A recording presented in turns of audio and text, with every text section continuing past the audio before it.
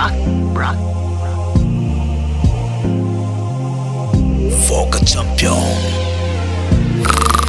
Rock me baby. Wivu wa mapenzi, yeah. Wivu wa mapenzi, yeah. Unatuweka kwenye kitenzi, yeah. Tuweka kwenye kitenzi, yeah. Wivu wa mapenzi, yeah.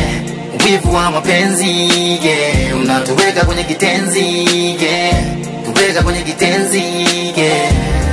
Vijana wenzangu, leo kuna somo nataka kuwafunza. Mtibie kwanza mgonjwa ndipo wanze kumuguza. Jina lake Hamisi Meshaki, mkazi wa Kigamboni. Nuru imepotea, anaona giza kwenye zake mboni. Mtoto wake anaitwa Gracious, mkewe anaitwa Naomi. Mahusiano yenye wivu hainaga amani. Meshaki kapigi mkewe akatweka duniani. Meshaki akawaza lengo kujiepusha na msala, akahofia polisi, akatumia njia mbadala. Akavaa roho ya kigaidi mpaka shetani akashangaa. Akawaza kupoteza shahidi, mwili kuchoma moto. Akagiza gunia la mkaa, mkewe akamchoma moto. Viungo vya mkewe kavipakia kwenye begi, mifupa akafikia chini, hivyo akatia kwenye mfereji. Ndugu akauongopea, na home amenikimbia, na SMS hii hapa amenitumia. Kumbe alijitumia, ndugu kamwamini pia. Meshaki akatoa taarifa polisi, huku analia, anadai mkewe ajui alipoelekea, na hakuna kosa lolote alilomtendea. Tambua kuwa hakuna siri duniani. Baada ya uchunguzi, Meshaki akatiwa hatiani. Akaongea ukweli ya kwamba yeye ndiyo chanzo, kabla tujojua mwisho yeye alishaujua mwanzo. Mpaka sasa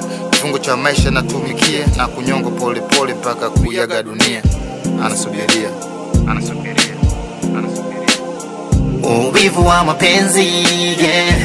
Wivu wa mapenzi, yeah. Unatuweka kwenye kitenzi, yeah.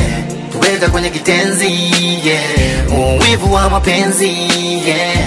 Wivu wa mapenzi, yeah. Unatuweka kwenye kitenzi, yeah. Tuweka kwenye kitenzi, yeah.